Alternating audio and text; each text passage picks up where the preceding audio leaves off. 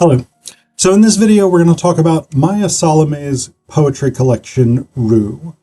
So this is a very interesting collection of poetry. In it, Salameh explores issues of identity, of familial relationships, of interpersonal relationships, romantic relationships, etc., etc. But one of the things that's really interesting to me about this poetry collection is that Salameh does not have a specific singular poetic style in it, right? So some poets are lyric poets, for instance. That's what they write. Some poets are narrative poets, and that's what they write. Some poets are experimental poets, and that's what they write.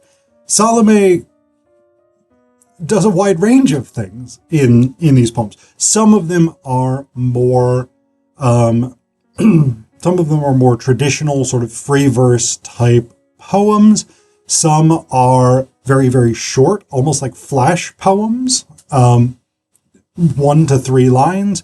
Some of them are concrete poetry, where it really depends on being able to look at the poem on the page, like Messenger Call number 327. See, there's a very specific organization of the text on the page with gaps or caesuras in the midst of lines, with some lines very far over on one side, etc., etc. Some of these use very unusual or grammar and mechanics choices, like Cantu Curl Activator Cream, which uses greater than and less than signs throughout to sort of indicate the divisions of phrases, right? And so Salameh has this. There's not a distinct poetic style, which again is very, very unusual. The light isn't sort of readjusting. It probably will in just a second. But that's very, very unusual, right? Usually a poet, at least within one collection, will have a typical style that they write in. And Salameh has made no attempt at that, which I actually think is so fascinating. And so again, there are I'll read you first just a couple of these very short poems, because they're quick. But then I'll read you some of the longer ones and talk a little bit about some of the thematic elements of Salameh's work. So this one, for instance, is Syrian Girl Does Not Die in the Reflection on Her Laptop Screen. And this is kind of a concrete poem as well. Like the visual spacing on it does actually matter, but I'm going to try and read it in such a way that you can get the visual spacing. So again, this is Syrian Girl Does Not Die in the Reflection on Her Laptop Screen. March 17, 2019. And visually, it's 3 lines. It's just a date written out, but it's broken up into 3 lines. It's such an interesting thing. Such an interesting approach. There's one more, love number 13. Your skin is riddled with antonyms. And actually, I think that one's so cool, in part because I think most poets would say that's a line. That's a line in a larger poem. There's something else that needs to be written around that. And Salameh has said, no, that stands on its own. That is a poem. I think that's such an interesting gesture in terms of what poetry can and should be doing to express experiences in the world, to express ways of being in the world or understanding in the world. So I think that's really, really cool. Okay, so some of the longer poems. I want to read you some of the longer poems so you can get a better sense of sort of Salameh's thematic interests, as well as the way that she approaches imagery and the construction of sound in her poems. So this is called Photosynthesis. This is the first poem in the collection.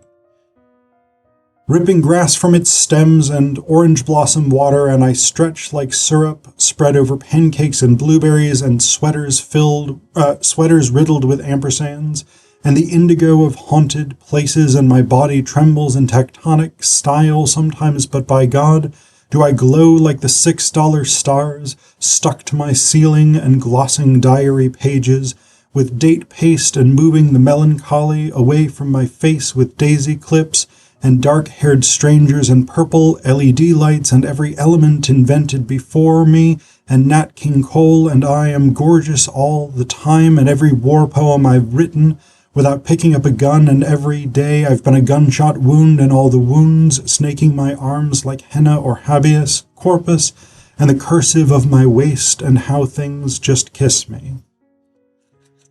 So, again, I think the way that she uses enjambment, particularly in this poem, is so interesting. I love the way that she deals with sound.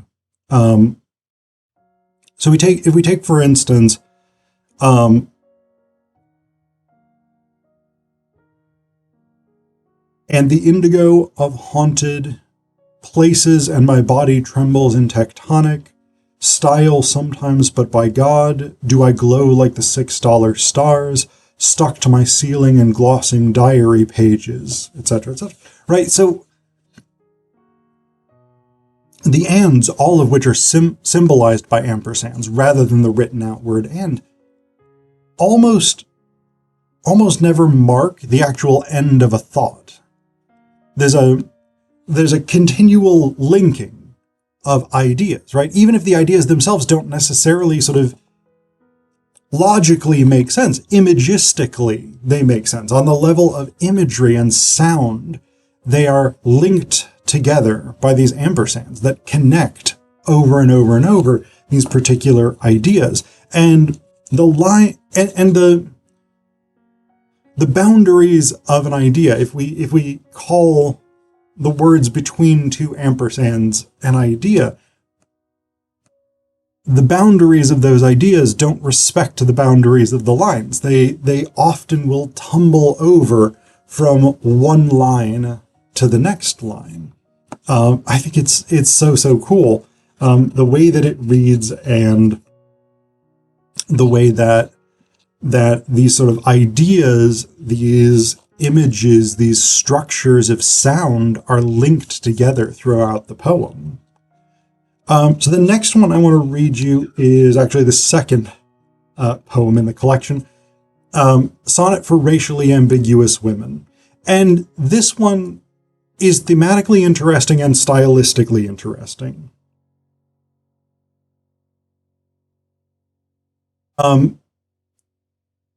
It's thematically interesting because one of the things that Salameh deals with in this, she is an Arab American poet, and that's a borderline identity, right? And it's a particularly strikingly borderline identity because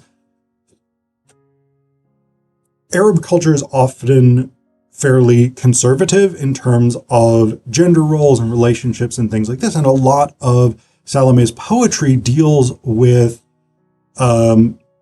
romantic or sexual desire, and so there is this sort of sense of trespassing those boundaries. And yet at the same time, as an American culture is not permissive. Realistically, we are an extremely puritanical culture, but we have this notion of being permissive, right? We have this notion that people can and do engage in sexual activity, etc., etc.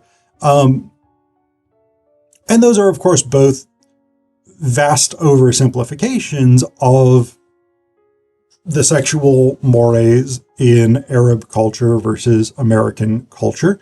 And it's, of course, even an oversimplification to use the singular culture, Arab cultures and American cultures, since we're not monolithic. But that's not my point. My point is,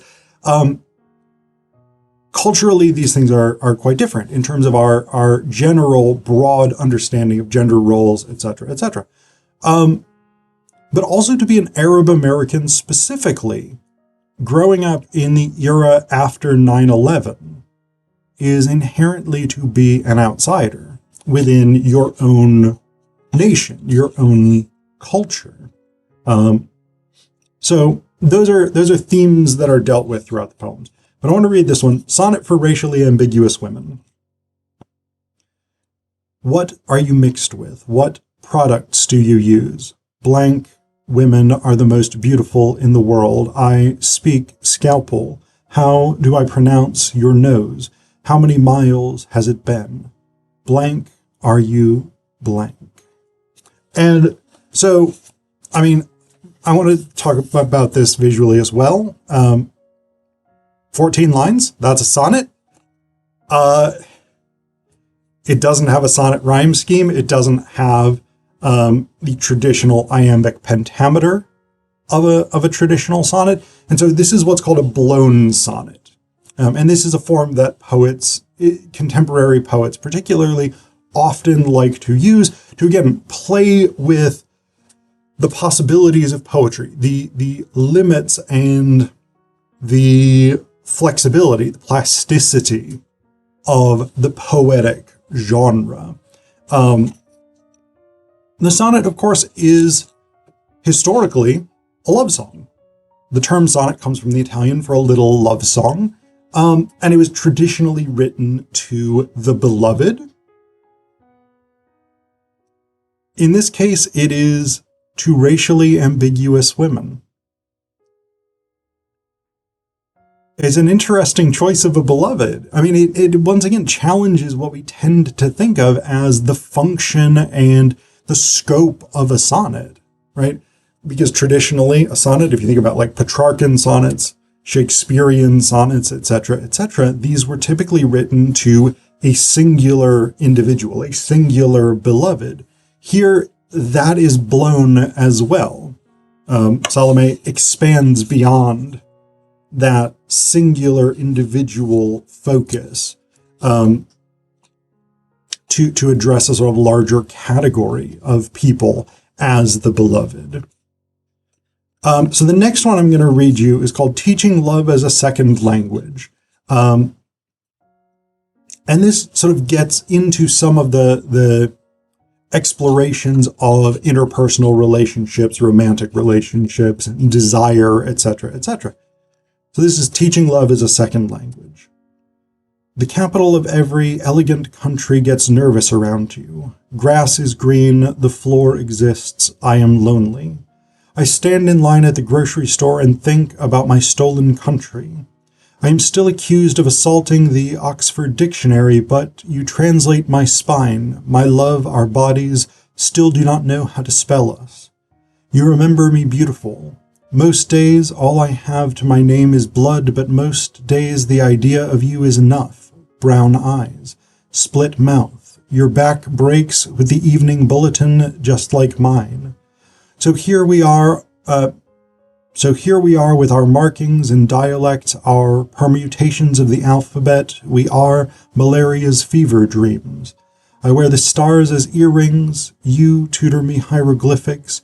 I repeat this distance like homework.